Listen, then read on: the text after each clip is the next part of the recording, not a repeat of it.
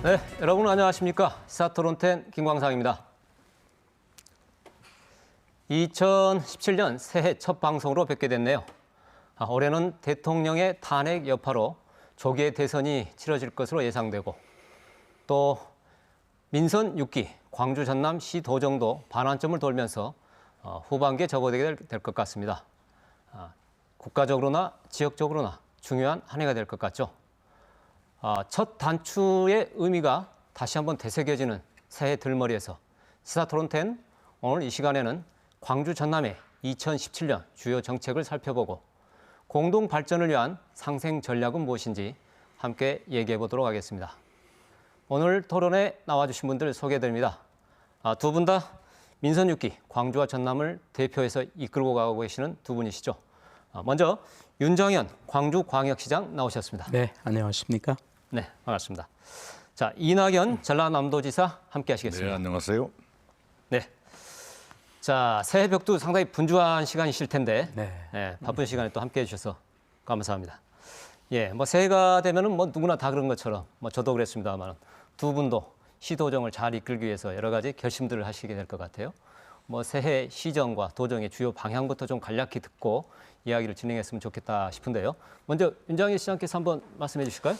뭐 구체적인 시정 방향보다도 하도지제 사실 무등산의 새해는 돋았지만은 아직 촛불은 꺼지지 않은 상태에서 시민들의 주권혁명의 목소리가 어느 때보다도 높은 정치에 대한 걱정들이 많고 또 그 정치에 가려있기는 하지만 사실은 경제적으로 굉장히 위기 상황이기 때문에 이럴 때일수록 시정이나 도정 맡고 있는 저희들로서는 민생을 살피는 일이 가장 우선이라고 생각하고 또 시민들의 말씀을 저희들이 자꾸 들어서 현장 속에서 녹여내는 일을 더욱더 소홀히 하지 않아야 되겠다 이런 생각을 갖게 됩니다. 예, 우리 이 지사님은 또 어떻게 도정의 방향을? 예, 지난 해가 혼돈의 해였다면 올해는 격동의 해가 될 것이다 이렇게 보고 있습니다. 네.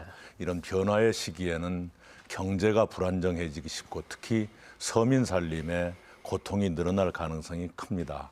해서 바로 그런 점에 특별히 유념하면서 도정을 펼치겠습니다. 서민 생활의 안정을 위해서 최선의 노력을 다하겠습니다. 예, 뭐 두 분 다 보면은 기본적으로 이 상황에 대한 진단은 위기, 뭐 격동, 변화 이런 표현을 해주셨어요. 그리고 또 치중하시겠다는 것은 뭐 민생, 서민 이야기를 하셨는데 올해 꼭 그렇게 되기를 기대해 봅니다. 그런데 뭐 새 시도정의 일종의 좀 반면교사랄까요? 뭐 그런 차원에서 한번 좀 질문을 다시 한번 드려보고 싶은 게 하나 있는데 지난 도정 뭐 되새겨 보면 누구든지 뭐 후회할 부분, 좀 아쉬운 부분이 있기 마련 아닙니까? 혹시 지난번에 새롭게 반면교사로 삼을 만한 그런 것들 아쉬웠던 점 있으시면 한 말씀씩 해주시면 좋을 것 같은데 우리 시장님. 제가 시민들에게 심려를 끼쳐드렸죠. 주의 관리가 좀 소홀히 됐던 것에 대해서 그래서 역시 더욱더 투명하게 주변 관리를 해야 되겠다는 것하고 관계 현안 문제가 이렇게 받아놓은 현안 문제가 굉장히 많았습니다. 대부분 처리를 했었습니다만은 아직 두세 가지가 좀 미해결의 단계에 있어서 속도감 있게 그런 현안 문제를 해결하도록 금년 더 노력하겠습니다. 예, 네.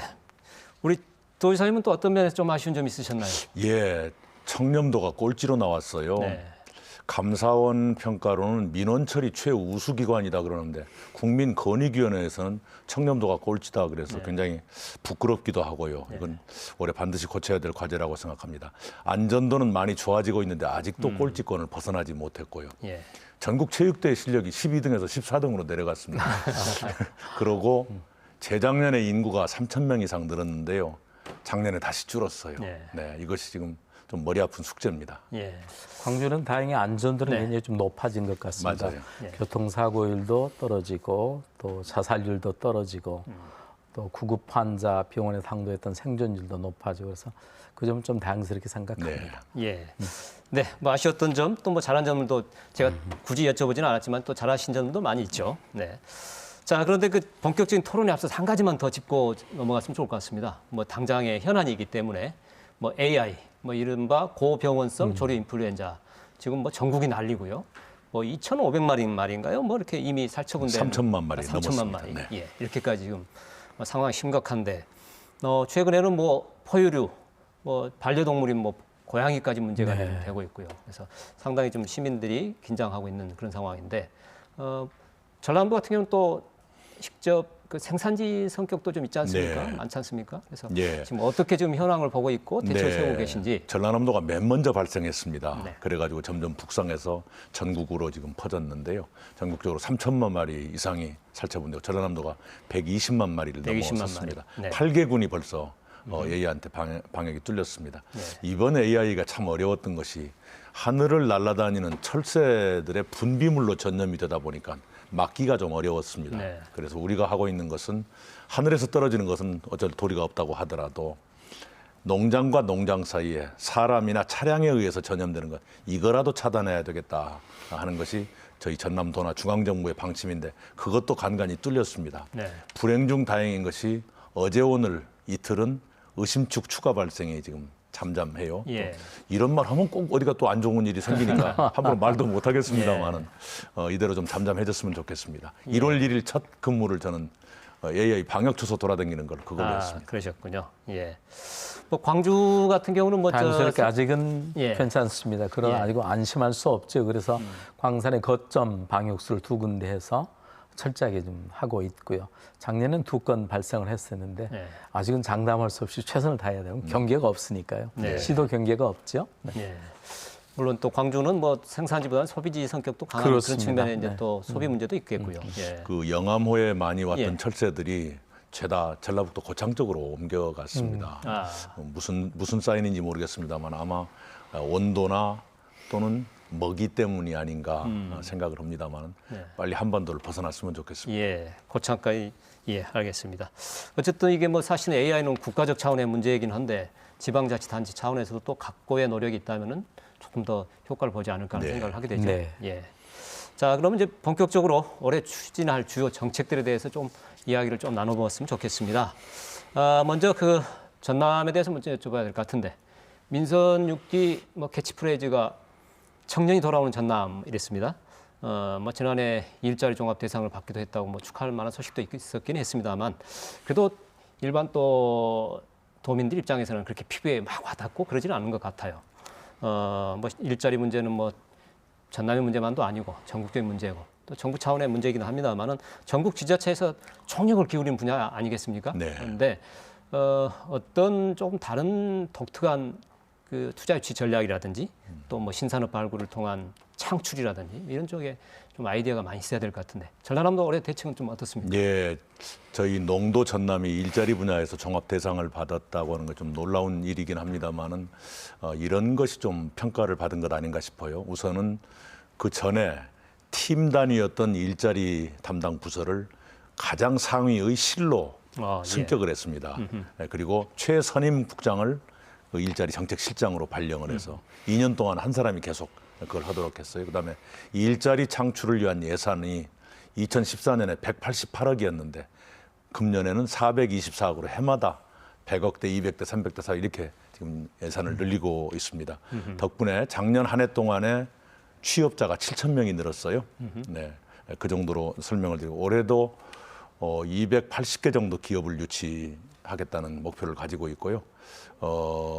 잘하면 될 것도 같습니다. 예. 그동안에 특히나 제조업 분야에서 17년 만에 근로자가 10만 명을 회복을 했습니다. 그래서 그런 쪽으로 하면은 어느 정도 최근 통계를 봐도 취업자 증가는 전국에서 상위권이고 실업자는 가장 적은 편에 속하고 이래서 어느 정도 좋은 신호가 있다 이렇게 보고 있습니다. 일자리 정책 측면에서 정책에 무게를 둔 것은 참 바람직해 보이고요. 네. 예. 그러시고 한 가지 더 보태자면 그 전라남도 관광 레저 분야 투자 사상 최대 규모 우리 광주 출신의 미래에셋 박현주 회장님이 1조 1천억 원을 여수 경도에 투자하기로 했는데 내주 월요일에 최종 계약을 맺게 돼 있습니다. 오늘도 통화를 했습니다. 예. 앞으로 좀 새로운 투자 유치 전략뿐만 아니라 신산업 유치 창출이라는 이런 또 여러 노력을 좀 기대해 보겠습니다. 광주에서도 뭐 일자리 창출 당연히 뭐 시정 목표의 그렇습니다. 중요한 목표겠죠. 특히나 많은 사람들이 관심을 갖고 있는 게 시민들이 광주형 일자리 이게 이야기 많이 하잖아요. 뭐 사실 많은 기대를 하고 있는데 나름 뭐 가시화가 되는 것 같기도 하면서도 또 안 되는 것 같기도 하고 좀 그렇습니다. 현재 어느 정도 추진됐는지 또 올해 일자리가 우선 말씀드릴 것이 지난번 삼성전자 또 라인이 옮겨가고 네. 그래서 그걸 보완하는 일들이 굉장히 급했었고요. 네. 그래서 광주형 이제 가전 브랜드를 만들어서 광주에서 활동하고 계시는 건설업 하신 분들께 이렇게 납품을 하는 이런 일들이 이루어지고 있어서 일단 우선은 해외로 나가는 걸 지키는 일이 먼저라고 생각했습니다. 그리고 광주형 일자리의 컨셉은 어차피 지금 우리나라는 제조업의 경쟁력의 위기의 예. 그 본질의 바탕에는 해양, 조선, 철강, 중화학 이런 어려운 경쟁력도 문제가 있기도 하지만은 더욱 중요한 것은 노사의 안정 문제가 가장 중요하다고 생각합니다. 예. 그래서 노사의 안정 문제를 풀어가는 일들이 광주형 일자리 핵심적인 의제입니다. 그래서 일하기 좋고 기업하기 좋은 환경을 만드는 것이죠. 이 가치들이 이 KBS 시사기획 창에서도 굉장히 높게 평가가 됐었고요. 그래서 앞으로 이제 광주의 친환경 자동차 부품 클러스터 사업에 이 가치가 포함이 돼서 3,030억 원이라는 국가 사업으로서 확정되는 게 큰 의미가 있었습니다. 앞으로도 이 문제들은 아까 이제 일자리 대상 받으셨듯이 광주에서 노사민정으로 최초로 대통령상을 받았습니다. 아시다시피 광주는 그 노사관계가 굉장히 저항의 도시로 알려져 있었는데 새로운 어떤 전기가 마련되어 있다고 생각합니다. 예. 예. 사이사이에 두 분이 좀 자랑을 알아서 좀 하고 계시는데요. 네. 그 광주형 일자리 이야기 나와서 말인데요. 뭐 조금 전에 잠깐 또 언급하셨어요. 네. 그 친환경 자동차 산업, 네. 뭐 광주 뭐 3대 밸리 산업이라 이렇게 표현을 네, 하던데요. 이게 지금 뭐 예타 통과해서 예산을 확보했다고 했습니다만 올해는 지금 어떻게 진행되는지 이게 상당히 또 궁금해요. 어떻습니까? 그래서 빅그린 산단에 자동차 부품 클러스터 단지를 저희가 만들 거고요. 네. 또 두 번째로는 작년에 저희가 조일ong 자동차라고 중국의 자동차 회사가 광주의 전기차가 지금 세계적인 큰 변화를 이루고 있기 때문에 광주에 투자를 약속하고 해서 이제 한국의 공인을 받고 새로운 자동차 공장을 유치하기 위해서 CJ 대한통운과 함께 3자 협약을 해서 해가고 있고요. 우리 칭화대학 자동차 그룹과도 함께 광주 자동차 칭화 포럼을 통해서 자동차에 관한 최선 전기 자동차의 선도 도시는 광주로 가겠다. 더구나 이제 한국전력과 함께 여러 가지 인프라들을 갖춰냄으로 해서 지금까지 울산 중심이었던 자동차를 전기자동차로 광주로 갈 수 있는 그런 계기를 마련했습니다. 예. 예, 뭐 많이 기대를 해봅니다만은 또 일부에서 혹시나 조립 기지로만 남는 거 아니냐 이런 우려도 있었어요. 그래서 이런 부분들을 좀 그 새해 시정하실 때 좀 주의 깊게 잘 봐주셔야 될 것 같습니다. 예. 자, 이번엔 재정을 좀 물어봐야 할 것 같은데 어쨌든 이런 현안들 이 외에도 지금 중요한 현안들이 많습니다만은 좀 대표적인 것만 한번 여쭤봤었는데 이것들을 잘 추진하기 위해서는 역시 또 재정 자립도가 높지 않은 광주 전남에서는 국비 예산 확보하는 게 또 보통 일이 아니지 않습니까? 이게 중요한 일인데 그 작년에 최순실 예산 뭐 삭감 뭐 이런 논란이 있어가지고 광주 전남이 피해를 보는 거 혹시 없나 뭐 이런 것들 논란이 많았었어요. 지역 예산 확보 상황은 어떻고 올해 또 어떤 면에 조금 더 그것들을 잘 좀 조율해 나갈 것인지 그 이야기 좀 듣고 싶습니다. 지사님 좀 부탁드려요. 저희 전남은 목표보다 더 많이 확보가 됐습니다. 일단은. 우선 금년도 국비가 6조 205억인데요. 작년과 금년 국가 전체 예산 증가가 3.7%인데 우리 전남의 국비가 7.7% 늘었어요. 네. 그중에 SOC 예산, 철도, 도로, 다리 이런 예산들이 1조 1,672억, 작년보다 40%가 늘어났습니다. 그중에서 500억 넘는 것만 몇 가지를 말씀을 드리면 목포 보성간 철도 2,211억 원, 광주 송정에서 한평 고막원까지 KTX 2단계 1,460억 원, 광주 완도간 고속도로 중에서 강진 성정까지 가는 구간이 1,449억 원, 신안 앞해도에서 암태도까지 세천년대교 이게 내년 초에 정식 개통이 됩니다만 988억, 그리고 여수 적금에서 화양까지 가는 4개의 연도 연육교에 604억 등등으로 굉장히 많이 늘어났습니다. 그래서 SOC 확충에 조금 탄력을 받게 됐다. 이런 말씀을 드릴 수 있습니다. 네. 광주 같은 경우는 어떻게 국비 지원 사업 문제는 없나요? 저는 SOC보다는 이제 친환경 자동차 부품 클러스터를 통한 이제 그런 일들이 중요하죠. 그래서 전체적으로 1조 8,292억 원 정도 됩니다. 네. 그래서 작년 대비 한 5.5% 늘었고요. 5.5%. 62개 신규 사업이 안내가 됐습니다. 네. 이 중에서는 특별히 저희가 자동차 부품 클러스 130억 원 정도가 됐고요. 또 무등산 방공 포대 이전, 세계 수영 선수권 대회, 아울러서 첨단 실감 콘텐츠 클러스터 조성 사업도 61억 원 이렇게 해서 뭐 예년보다는 제대로 평년작을 뛰어넘었다고 완전히 만족할 정도는 아니지만은 여러 가지 신규 사업들 할 수 있는 근거 토대를 마련했다고 생각이 됩니다. 예. 물론 사전에 저희들이 필요하다고 요청했던 것들 중에 좀 누락된 것들도 좀 있어요. 그래서 당연하죠. 네. 예, 올해도 좀 노력을 좀 많이 계속 해야 될 것 같고요. 지금 국비 예산을 이야기하다 보면 근데 정부의 기본적인 관심이 이 농수산업 쪽은 좀 상당히 약하지 않습니까? 네. 전남의 경우는 이게 어쨌든 농도라고 표현하고 또 수산도이고 그러는데 작년에 뭐 사상 최대 풍년 했더니 뭐 쌀값이 대폭 나가고 예. 또 양식업대로 또 폭염의 피해가 엄청 있었고요.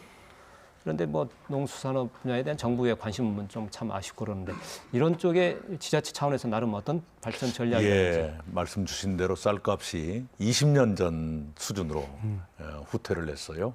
해서 저희 전라남도는 중앙정부가 주는 직불금 총액으로서는 우리 전라남도가 가장 많습니다만 거기에 더해서 우리 도에서 드리는 전국에서 가장 많은 경영안정 자금이라는 걸 그대로 드리고 있습니다. 그다음에 이제 쌀의 판매를 도와드리기 위해서 작년부터 저희가 모든 학교 급식, 유치원, 어린이집까지 포함해서 100% 유기농 쌀을 공급하고 있고요. 그걸 올해도 더욱더 확대를 해가겠습니다. 그리고 특히 농업의 과학화를 통한 생산비 절감과 소득 증대를 위해서 한국전력과 저희가 스마트팜 모델 개발 협약을 맺었어요. 빠르면 금년 연말까지 모델이 나올 것 같습니다. 그래서 농가의 보급도 하고 제3국의 수출도 하고 이런 쪽으로 지금 갈 계획이고요. 우리 친환경 농업이 전라남도의 브랜드이니까 금년 3월쯤에는 전국에서 처음으로 한 군 전체를 친환경 농업 군으로 선포할 계획입니다. 구례군입니다. 그렇습니까? 그렇게 군수님하고 약속을 했고 수산업은 아까 말씀 주신 대로 그 바닷물 온도가 올라가서 많은 피해를 받습니다. 해서 저희 전라남도가 고수온에 견딜 수 있는 신품종 개발에 지금 매달리고 있습니다. 김은 성공을 했어요. 슈퍼김 해가지고 굉장히 양도 늘어나고 품질도 좋고 해가지고 김 하신 분들은 작년에 조금 재미를 보셨습니다. 이걸 꼬막이나 전복 이쪽으로 확대하고 낙지 목장이라고 낙지의 새끼를 풀어가지고 키우면 거기서 잡는 굉장히 소득이 좋아요. 이걸 좀 넓힐 계획으로 있고요. 특히 그 양식업의 현대 시설, 현대적 양식 시설을 보급하고 양식 기술을 보급하고 그다음에 우리 그 수산업에도 재해보험이 있는데요. 전복이 좀 그동안에 보조가 좀 약했어요. 어가당 150만 원 드렸는데 올해는 300만 원으로 2배 올려드리기로 했습니다. 굉장히 전복 어가에서 좋아하시는 내용입니다. 뭐 스마트팜 고수원에 따른 뭐 대안 같은 거 이런 건 참 중요할 것 같네요. 뭐 기존 정책에 잘 되는 정책의 확대도 필요하지만 또 새로운 아이디어들이 좀 많이 도입이 됐으면 좋을 것 같습니다. 자, 광주라면은 문화 수도를 표방하는 도시로 문화 전당이 상당히 좀 아쉽고 좀 기대보다는 우려로 조금 넘어가는 상황인 것 같은 그런 느낌이 있습니다. 그 전당 활성화를 위해서 뭐 국가 사업이기 때문에 국가가 하긴 하지만은 지난번에도 뭐 광주시가 노력은 했어요. 그래서 문화 콘텐츠 산업의 발전 뭐 로드맵도 만든다고 이렇게 했는데 광주시 계획 올해 좀 들어볼까요? 그렇습니다. 아시아문화전당 개관이 되면은 정말 뭔가 큰 판이 벌어질 건 기대가 컸던 만큼 좀 아쉬움이 많이 남아 있습니다. 그래서 우선은 문화전당 안에 저희들이 세계 웹 콘텐츠 페스티벌 또는 아트 페어, 아셈 문화장관회 이런 걸 유치해서 함께 하기도 했었고요. 비엔날레도 그쪽에서 함께 협업해서 하기도 했었습니다. 근데 그 일과 더불어서 아시아 문화전당 주변 그러니까 금남로와 5.18 문화광장 주변에서 자꾸 흥을 돋구는 판을 만들었습니다. 소위 에딘버러에 가면 프린지 페스티벌이라고 있는데 이것을 금남로 프린지 페스티벌을 만들어서 한 달에 2번 정도씩 모든 문화 행사를 그쪽에서 함으로 해서 서로 흥을 좀 북돋았고요.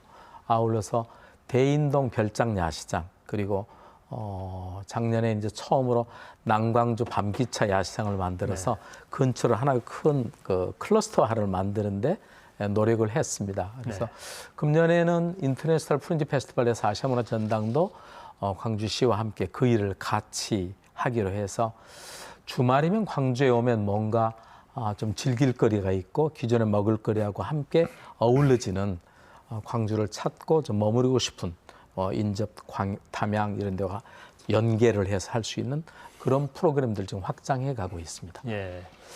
문화도시 관련 정책에 올해 좀 새롭게 시도하는 뭐 혹시 그런 건 없는가요? 다른 것은? 이런 게 있습니다. 저희가 아까도 말씀드렸듯이 도심권은 그렇게 했고요. 예.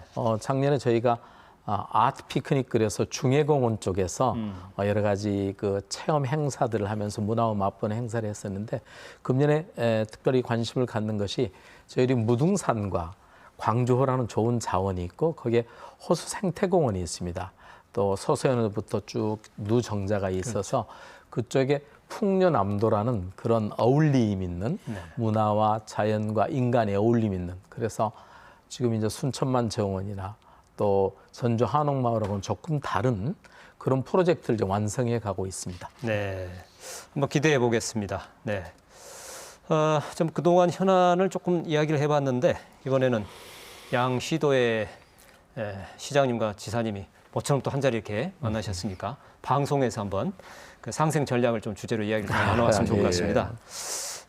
먼저는 이제 가벼운 이야기부터요. 뭐 두 분이 다 공감하실 수 있는 부분부터 이야기를 하시죠. 공동혁신 도시, 뭐 광주와 전남, 전국의 뭐 유일한 공동혁신 도시라고 하는데 뭐 나름 노력들을 많이 하신 것 같아요.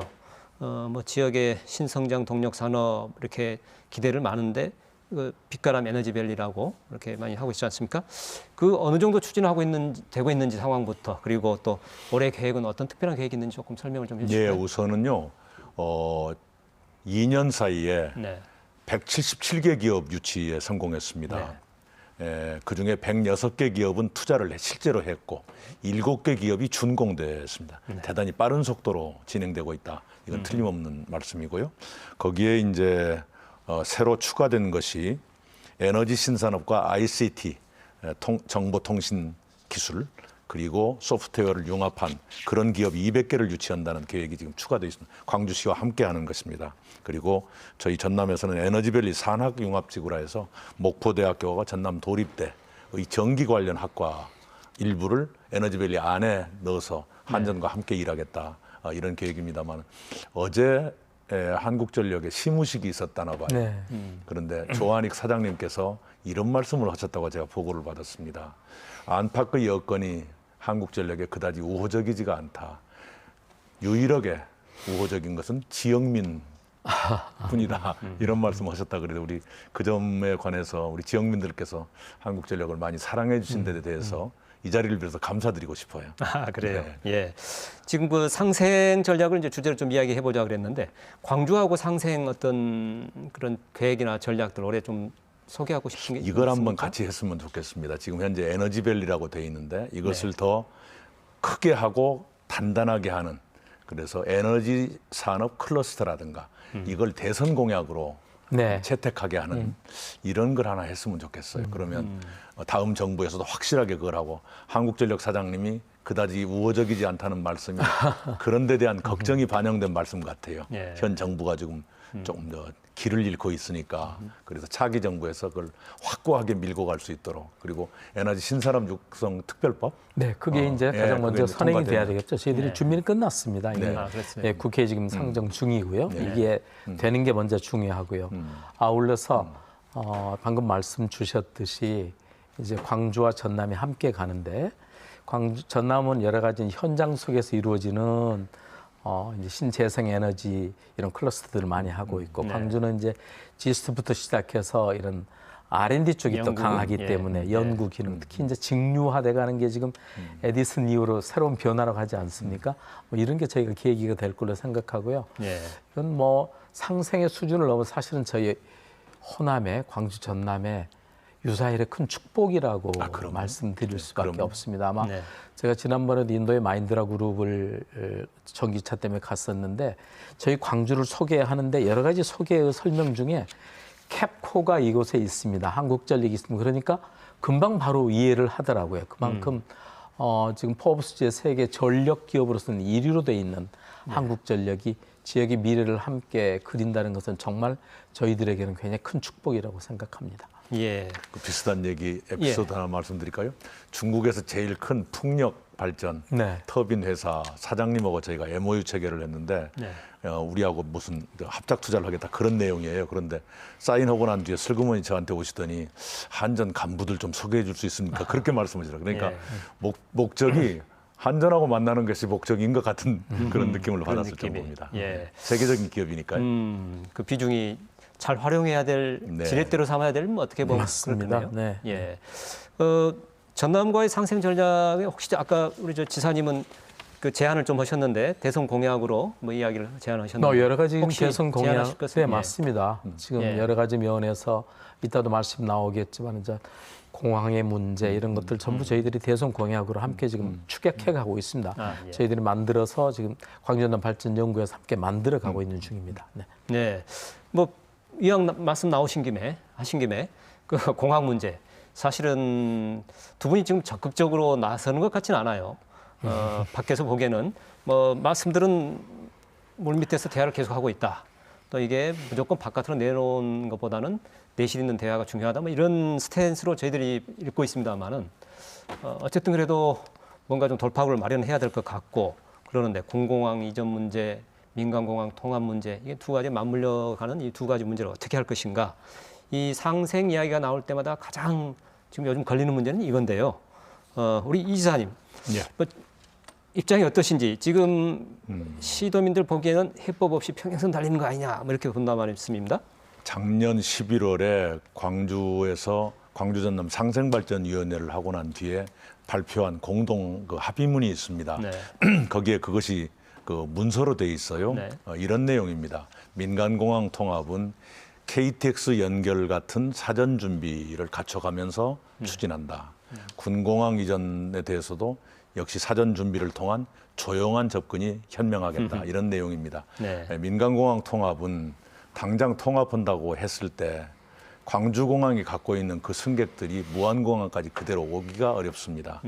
그러면 통합을 만약 한다고 하면 전남으로서는 이익일지 모르지만 광주 전남을 합쳐놓고 보면 이익이 아닐 수가 있습니다. 예. 그래서 KTX 연결이 선결 과제다 하는 그런 뜻이고요. 예. 군공항 문제는 만약에 제가 윤 시장님과 어느 날 토론을 하게 되면은 전라남도 몇 개 구는 그날부터 벌집을 쑤신 것 같은 그런 양상이 됩니다. 그러면 네. 일이 더 훨씬 어려워집니다. 네. 그래서 광주시가 마침 타스크포스를 구성해서 담당 부서를 구성하고 단계적 계획이라든가 국방부와 함께할 그 지원책, 인센티브 같은 걸 준비해 가시니까 그런 걸 준비해 가시면서 조용하게 접근해 가는 방식 이것이 현명하다고 보여요. 네. 굉장히 예민하기 때문에 잘못하면 몇 개 군에서 반대 투쟁위원회 막 구성되고 그럴지 모릅니다. 그러면 정말로 일이 어그러지게 됩니다. 네. 뭐 전략적 접근 이야기를 하신 것 같은데 우리 시장님 입장은 저희들이 이제 어떠신가요? 공항 이전 사업단이 이제 이번에 기구화가 됐습니다. 그래서 국방부하고 그 일들은 진행을 해 가고요. 저희들 아까 이제 2018년이 전라도 정도 천년입니다. 네. 이걸부터 저희들이 긴 호흡으로 볼 때는 세계를 향해서 열린 창이 없으면 우리 호남은 완전히 섬이 된다고 생각합니다. 그래서 정말 이런 큰 비전들을 시도민들께 잘 설명을 하고 특별히 앞으로 대중국도 그렇고 지금 이런 식으로 잘못 가다면 저희들은요 인천 평택에부터 밀려오다가 이제 전라북도 새만금이 앞으로 네. 중국의 대진출로의 큰 허브가 돼버린다면 저희들 완전히 기회를 잃고 맙니다. 이런 큰 그림 속에서 통큰 미래를 함께 시도민들께 설득할 수 있는 준비들을 더 철저히 해가면서 절대 이 끈을 놓치지 않고 가겠습니다. 예. 이를 피하거나 놓치거나 그러지 않겠습니다. 예. 뭐두 분이 자꾸 말씀하신 건 뭐 전략적 접근 그런 스탠스에서 지금 말씀하시고 계시고 뭐 중요한 말씀인 것 같기는 합니다. 예, 분명히 그런 것 같고요. 그런데 말씀하셨던 것처럼 뭐 시간이 많지는 않아 보이고 뭐 군산 공항 문제 이야기도 자꾸 나오고 있고 네. 그렇죠. 그리고 사실은 이게 과거에 정부의 이 공항 계획 같은데 보면은 우리나라의 대표 공항 중에 이른바 김해 쪽을 놔두고 이 호남권 이쪽 중부 중서부 쪽을 서남. 대표하는 네. 공항인데 지금 무안공항이 그 위상을 차지하지 못하고 있기 때문에 참 아쉽습니다. 그래서 시간이 많지 않은데 이러다가 어떻게 되는 거 아닌가 이런 생각이 하나 있어서 그런 거고 또 혹시 한편으로는 두 분이 그러지 않을 것으로 믿습니다만은 과거의 시도지사들께서는 마치 뭐 그 시장 입장에서는 공항 문제 이야기하는 게 좀 부담스러우니까 마치 뭐 폭탄 돌리게 하는 거죠. 다음 사람이 맡아라 이런 식으로 적극적인 자세를 보이지 않았어요. 그래서 전략적 접근도 좋은데 두 분이 그 전략적 접근이랑 큰 틀 안에서도 조금 시간의 문제를 신중히 보시고 또 이렇게 좀 선제적으로 하는 것이 필요하지 않나 이런 여론들이 많단 말입니다. 네, 네, 그런 것도 좀 감안을 저희가 좀 해주시면 좋을 것 같습니다. 이런 그 계획을 다듬고 있습니다. 대선 공약 아까 에너지 클러스터, 에너지 산업 클러스터 만큼이나 중요하게 무안공항을 대한민국 서남권 중심공항, 허브공항으로 그렇죠. 키운다. 이걸 대선 공약으로 만들자 하는 얘기고요. 그 아래 그걸 위해서는 KTX가 연결이 돼야 하고 또 앞으로 중국, 인도 다음으로 부상할 경제권이 동남아입니다. 동남아하고 가장 가까운 관문이 제주도를 빼면 무안일 수밖에 없기 때문에 그런 차원에서 무안공항을 키운다. 그리고 제주공항은 이미 그 비행기 두 편 중에 한 편이 제 시간에 못 들 정도로 복잡하고 기후의 영향을 많이 받거든요. 제주공항과 인천공항의 대체공항으로서 무안공항이 기능할 수 있도록 하기 위해서는 목포 제주 간을 해저터널로 연결해서 서울서부터 제주까지 2시간 반에 KTX로 달리게 하는 그걸 하면 무안공항이 제주공항의 보안공항으로 될 수 있거든요. 그런 큰 틀에서 보게 되면은 풀어가다 보면은 아까 공항 통합 문제는 오히려 작은 부수적인 문제가 될 수도 있다. 이렇게 보고 있고요. 대선 공약으로 그걸 좀 제안할 예정으로 있습니다. 네, 알겠습니다. 뭐 한번 두 분의 지혜를 한번 기다려 보겠습니다. 예. 그래도 역대 어느 시도의 책임자들보다도 저희들은 자꾸 소통을 하고 있고요. 예. 그래서 기회를 알겠습니다. 놓치지 않도록 하겠습니다. 예. 이번에는 그 아까 잠깐 우리 시장께서 언급을 하셨는데 인군 시군과의 뭐 관광 연계 전략 같은 걸 잠깐 이야기를 하셨어요. 사실 보면은 상생이 가장 손쉬운 분야가 어떻게 문화관광 분야가 아닌가 하는 생각이 들긴 합니다. 서로 연계할 수 있는 전략 이런 어떻게 좀 짜야 될 것인지 또 짜고 있는지 윤 시장님께서 좀 준비하신 게 있으시면. 맨 먼저 저는 남도라는 화두를 꼭 갖고 싶습니다. 어디 그래야 이제 광주 간다, 전남 간다가 아니라 남도 그러면 이렇게 저항감이 없습니다. 그래서 야, 참 사람들이 따뜻한 사람들, 음식 좋고 또 경관 좋고 그래서 그런 틀 속에서 보면은 광주는 인접에 이제 화순, 담양, 뭐 한평, 장성이 이렇게 쭉 함께 5개 시군이 연결이 되어 있습니다. 그래서 저희들이 지역 발전 특화 그 행복도시 문제들도 담양과 함께 해가고 있고 또 저희 광주가 가지고 있는 이서, 동복, 수원지 주변도 이서, 적벽도 화순에 이렇게 열어드리고 그래서 함께 할 수 있는 일을 서로 찾아가는 일들이 중요하다고 생각합니다. 그래서 지금 누정자 문제만 하더라도 소세원은 담양에 있지만 광주에서 많은 프로그램들, 달빛 소나타부터 여러 가지 프로그램들을 통해서 함께 이미 협업을 해가고 있습니다. 예, 남도를 컨셉으로 잡는다 참 좋은 말씀인 것 같습니다. 예. 우리 전라남도에서는 또 어떻게 상생의 전략을? 같은 말씀입니다. 저희가 금호고속하고 손을 잡고 남도 한 바퀴라는 관광 상품을 하고 있어요. 예. 작년 한 해 동안 2만 1,000명이 그걸 탔더라고요. 하루에 10,000원 내고 한 바퀴를 주요, 도는 그런 관광지를. 얘기입니다. 노선이 14개인데 그중에 11개가 출발점이 송정역 아니면 광천동 터미널이에요. 예. 그러니까 이미 남도 한 바퀴는 광주 전남 한꺼번에 이렇게 돌아가는 것이고 남도 패스를 올해 3월에 발매하랍니다. 카드 한 장으로 교통, 숙박, 음식, 관광 모두 다 할인받을 수 있는 그런 패스입니다. 네. 그리고 전라도 천년 기념 사업 요게 내년이 1000년이 되지 않습니까? 저희는 서남해 안 일주도로에 가로수를 심고 그 길을 전라도 천년길이라고 이름을 붙이기로 했어요. 사실은 윤 시장님 아이디어를 제가 무료로 쓰고 아유, 있습니다만 우리 같은 동네이죠. 그런 것들이 하면 훨씬 더 광주 전남이 이렇게 한꺼번에 가는. 이번에 문광부에서 공모한 그 그 테마 관광 상품 중에 전라남도가 제일 많게 2개가 합격을 했습니다. 그 중에 하나가 남도 맛기행이라는 게 있어요. 목포, 나주, 담양, 광주. 대충 무슨 말씀인지 짐작이 가시죠. 음식 종류가 대충 떠오릅니다. 그다음에 남도 바닷길, 광양, 여수, 순천, 보성 이 2가지가 합격을 했습니다. 그래서 그걸 잘 키우면은 좋은 관광 상품이 될 것 같습니다. 예. 윤 시장님, 그 남도 패스에는 광주도 포함이 되는 건가요? 당연히 그렇게 함께 물론, 해야죠. 사실 지금 전라북도하고도 함께 한옥마을과 그리고 아시아문화전당과 인접 담양 이렇게 중록원 이런 쪽에 함께 지금 포함되어 있습니다. 저희들도 그런 당연히 함께 하겠습니다. 예, 알겠습니다. 자, 뭐 아까 잠깐 언급하셨는데 대선 공약에 지금 상생의 전략들을 잘 담아내는 거 이야기하셨습니다. 참 중요할 것 같은데 이 대선 공약 발굴 지역 상황들 어떤지 또 어떻게 좀 조금 추가하실 이야기 있으시면 좀 듣고 다음 이야기 좀 넘어갔으면 좋겠습니다. 우리 윤 시장님부터 좀. 지금 저희는 지난 9월부터 가동을 해서 47개 사업을 발굴했습니다. 저희들이 아까도 말씀드렸듯이 이것이 지역의 광주만 둘 게 아니라 광주 전남 함께 해야 될 의제들을 지금 광주 전남 발전 연구원이 통합하지 않았습니까? 네. 거기에 광주 의견, 전남 의견을 함께 넣어서 더 큰 파일을 만들 준비들을 해가고 있습니다. 그래서 아마 이건 1월 말쯤에는 많이 정리가 될 것 같고요. 2월 중에는 저희들이 상을 잘 차려놔야지 이제 대선 주자들이 이 안을 가져갈 수 있도록 준비하고 있습니다. 예. 전라남도는 어떤가요? 마찬가지입니다. 우선 그 굵은 것은 광주와 함께 가고 있고요. 또 도 나름대로 준비해야 될 것이 아까 무안공항을 서남권 허브공항으로 만들자. 그리고 여수를 중심으로 한 동부권 관광이 굉장히 활성화되어 있는데요.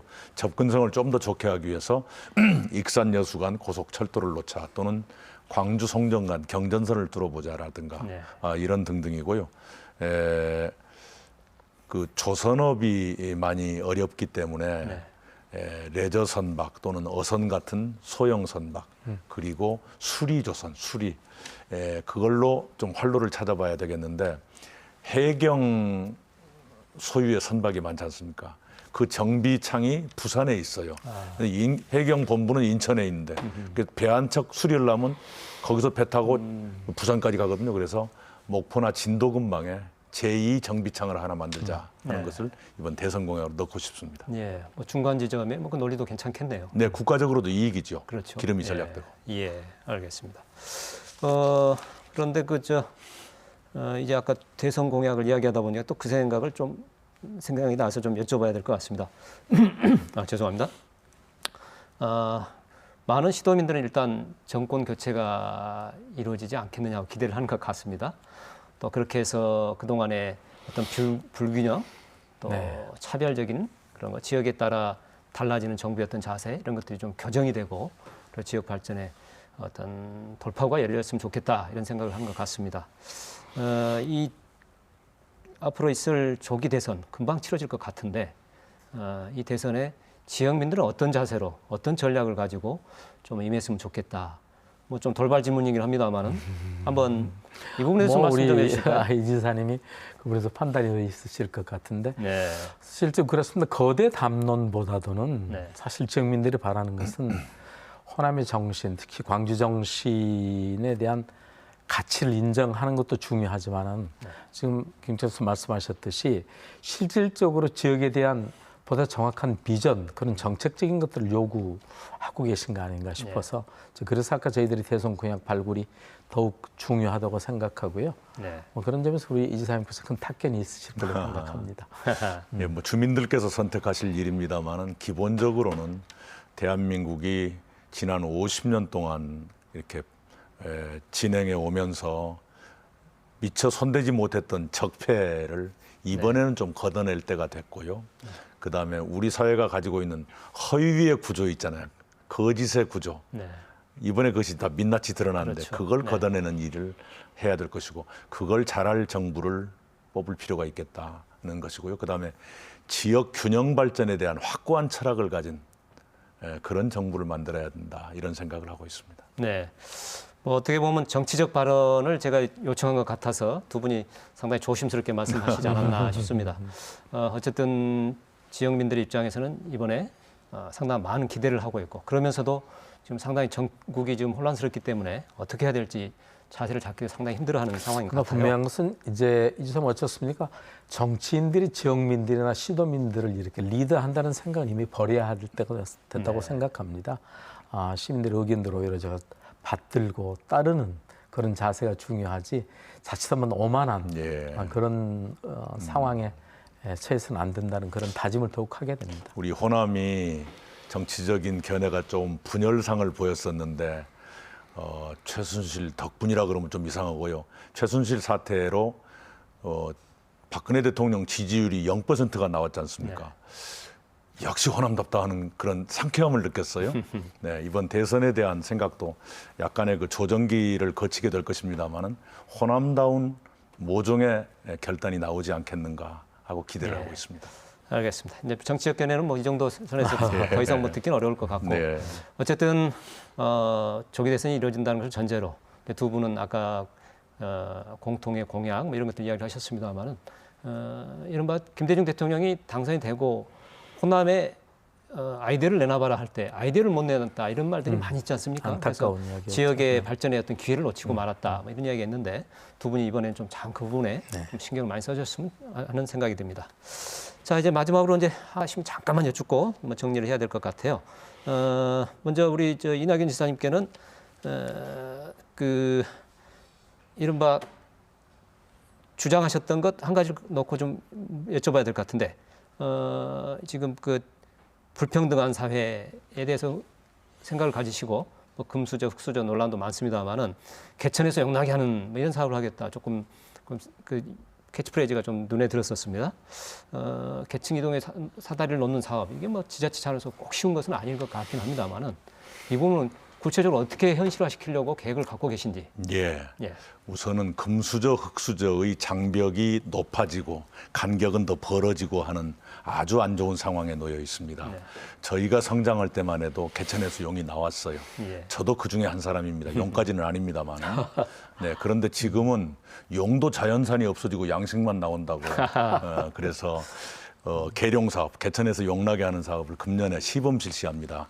세 가지를 저희가 예산을 확보해서 기획을 하고 있는데 첫째는 가장 가난한 집의 초등학생들이 많이 모여 있는 데가 지역 아동센터입니다. 이 지역 아동센터에 급식비를 다른 저소득층 노인이나 학교 급식보다 500원 더 올리겠습니다. 끼니당 급식비를. 그 나이 또래에 좀 먹어야 되니까요.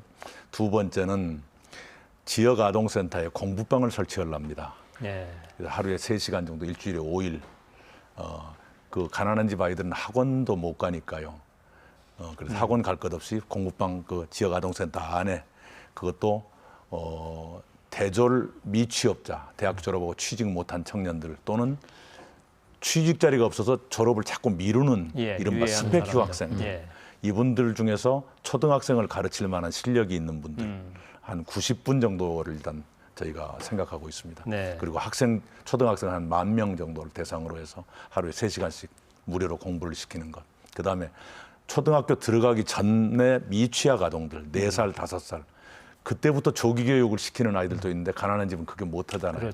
그 아이들에게 그 학습에 도움이 되는 그 나이 또래에 어울리는 책이라든가 필기구라든가 이것을 아이 한 사람당 한 달에 한 3만 원 정도 계산해서 그걸 좀 들여서 아이들이 이른 나이에부터 공부에 친숙해지게 하는 그런 사업 3가지를 생각하고 있습니다. 눈에 띄는 사업이네요. 뭐 예산은 조금 꽤나 좀 필요할 것 같아 보입니다. 이미 확보를 해놨습니다. 그래요. 이런 부분도 광주시도 벤치마킹할 필요도 있을 것 같긴 해요. 그렇죠. 저희는 또 이제 그런 면은 기본으로 하면서 위기 청소년들에 대한 좀 저희들이 지원을 좀 하려고 하고 있습니다. 아울러서 지금 가장 문제인 이제 청년의 저희들이 취업 문제만 이야기했었는데 청년 창업 도시 광주 그래서 저희가 동명대 아이플렉스를 개설했고요. 청년연합도 지주회사 그리고 청년 창업 펀드 이런 걸 만들어서 창업의 허브가 될 수 있도록 그런 시작을 작년에 했기 때문에 올해는 그런 걸 더욱더 내밀어 할 수 있는 그런 한 해가 되도록 하겠습니다. 뭐 더불어서 뭐 비슷한 맥락일지 모르겠습니다만은 윤 시장님이 일부 시민단체는 시민시장 아니다 이런 말도 하긴 하대요. 그런데 어쨌든 시민시장을 표방하시고 사회적 약자에 대해서 많은 관심을 기울여 오셨지 않습니까? 그 측면에서 올해 또 새롭게 이런 사회적 약자들을 어떻게 좀 지원하고 또 이렇게 세울 것인가 하는 부분에 그런 쪽에 계획을 좀 갖고 계시면 소개를 좀 해주실까요? 네, 저희가 이제 국내 최초로 비정규직의 정규직화를 시공사공단 출자 출연 기간에 거의 780여 명 정도 90.5% 저희가 완결을 했습니다. 네. 그리고 임단협까지 문제없이 잘 끝났고요. 네. 이후에 저희들이 더욱 관심 가질 것은 이제 아르바이트하는 청소년들의 인권 보호 문제에서부터 시작해 인권보호, 예. 네, 그런 쪽들에 더욱더 관심을 갖도록 하겠습니다. 예. 자, 이제 마지막 질문이 될 것 같습니다. 이제 뭐 저희들이 아까 반환점을 돌고 후반기 접어든다 했는데 올해 기본적인 1년의 계획들을 좀 이야기를 했습니다만은 남은 기간들을 어떤 방향성을 가지고 어떤 쪽으로 좀 이끌고 가겠다 하는 기본적인 부분이 있으시면 한 말씀씩 해주시고 마무리 발언 들어가도록 하겠습니다. 먼저 하실까요? 누가 하실까요? 진짜 뭐. 네. 예, 긴 눈으로 미래의 먹거리 산업을 키워나가는 일, 이걸 소홀히 할 수가 없습니다. 네. 그와 동시에 당장 눈앞에서 벌어지고 있는 서민들의 고통, 이것 또한 소홀히 할 수가 없습니다. 그 두 가지를 다 놓치지 않고 하겠습니다. 예. 먹거리 산업, 이제 농수축산업 다 연결되는 것이겠죠? 다 포함되고요. 예. 아까 에너지 산업이라든가 예. 또 바이오 산업이라든가 예. 이런 것들 많죠. 예. 또 관광 분야에 대해서 기대를 많이 갖고 있습니다. 네. 그러면서 서민 분야를 챙기시겠다. 네. 예. 우리 후반기의 큰 흐름, 우리 윤 시장님은 어떻게 잡고 계신가요? 마찬가지입니다. 민생을 결국 미래 먹거리와 청년 일자리인데요. 당연히 광주가 이제 4차 산업혁명의 마중물이 될 수 있는 친환경 미래형 자동차 그리고 에너지 신산업 이제 도시첨단 공단을 저희들이 이제 기공을 했고요. 예. 그래서 문화산업 융합 컨텐츠 사업 이 3대 밸리를 통해서 광주 산업 지형을 바꾸는데 최선을 다하는 그런 한 해로 만들겠습니다. 네. 한 해뿐만 아니라 남은 후반기를 그렇게 해주실 것을 이제 기대하겠습니다. 자, 이제 마무리 발언들 좀 듣도록 하겠습니다. 미처 하지 못하신 말씀, 또 저희들이 질문 드린 것 외에 꼭 하시고 싶었던 말씀, 아쉬웠던 거 있으시면 한 말씀씩 하시고 가도록 하겠습니다. 한 1분, 2분, 한 2분 정도 말씀하시면 될 것 같으네요. 예, 올해는 올해 계속됐던 저금리 시대가 끝날 것 같습니다. 미국에서 금리를 올리고 있기 때문에 우리도 안 올릴 수가 없을 겁니다. 그렇게 되면 서민들의 가계부채 문제가 굉장히 심각해질 가능성이 있습니다. 저희들이 일수대출 금리 인하라든가 중장비 구매자금 대출 금리 인하라든가 또 금융복지 상담센터 운영이라든가 특히 서민들의 생계형 채무 네. 그것을 돈을 빌려준 쪽에서 보면 채권이 되죠. 예. 그중에 부실 채권이 있습니다. 오랫동안 못 갚은 그걸 싼 값에 사서 소각해 없애드리는 네. 그러면 채무자들은 완전히 빚으로부터 해방이 되는 것이죠. 네. 그 사업이 이제 막 시작이 됐습니다. 저희들이 한번 그걸 좀 활발하게 지난번에, 하겠습니다. 토론 네. 한번 했습니다. 그 네, 부분 네, 갖고. 네, 그래서 우리 서민들의 빚이라는 게 그런 통계도 있습니다. 자살자 6명 중에 1명이 빚 때문에 죽는다. 그런 최악의 고통을 없애드리도록 노력을 하겠다. 이 말씀을 드립니다. 네. 예, 몰라서 혜택을 못 받는 분이 없으시도록 그래서 말씀을 드립니다. 네, 알겠습니다. 주빌리 운동은 저희들이 토론도 한번 하겠다고 말씀드렸습니다만은 그분은 관심을 가지시겠다는 거고요. 우리 윤 시장님 이제 마지막으로 한 말씀하시죠. 그렇습니다. 지금 촛불 이 민심은 비단 청와대만 향하고 있는 것이 아니라 지방정부도 일로부터 자유롭지 못하는 생각을 이렇게 갖고 각계 분야의 시민들을 저희들이 매주 모셔서 현장의 목소리를 공직자들과 함께 들으면서 실제 현장 행정에 이렇게 녹여내도록 더욱 노력을 하고 있습니다. 아픔을 같이 하지 않고서 탁상 행정을 뛰어넘는 일들이 촛불 이 시민 주권 행동에 우리가 응답하는 일이라고 생각하고 특별히 도시가 쇠락하는데 정말 복잡한 논리가 필요하지 않을 것 같습니다. 젊은이 일자리 없고 떠나게 되면 도시는 몰락하게 되기 때문에 거기에 대한 절박한 생각을 갖고 이들을 우리가 안줄여야 되는 것이 행정의 본분이라고 생각하고 민생을 살피는 데 더욱 노력하도록 하겠습니다. 네. 자, 두 분 오늘 미래 먹거리 또 민생 두 두 가지 화두를 좀 주로 많이 말씀하셨습니다. 그 부분에 있어서 올해 특별한 진전이 있는 한 해가 되기를 기대합니다. 네, 예. 오늘 늦은 시간까지 함께해 주셔서 감사합니다. 네, 고맙습니다. 네, 인류사가 주전 BC와 또 주후 AD로 나뉘듯이 올해 2017년이 대한민국 그리고 광주 전남에 있어서 획기적이고 특별한 한 해가 되었으면 하는 바람이 있습니다. 거기엔 뭐 천우신조, 하늘의 도움도 있어야 되겠지만은 무엇보다도 이 땅에 살고 있는 사람들의 각고한 노력 그리고 열정, 치열함, 간절함들이 중요하겠다 하는 생각을 해봅니다. 특별히 이제 반환점에 서게 되는 인선 6기, 이제 광주 전남의 중흥을 이뤄내겠다고 다짐했던 그것을 다시 한번 되새기면서 지역의 희망찬 미래를 여는 특별한 한 해 꼭 되기를 기대해 봅니다. 시사토론 10 오늘 순서 여기서 마치도록 하겠습니다. 시청해 주셔서 고맙습니다.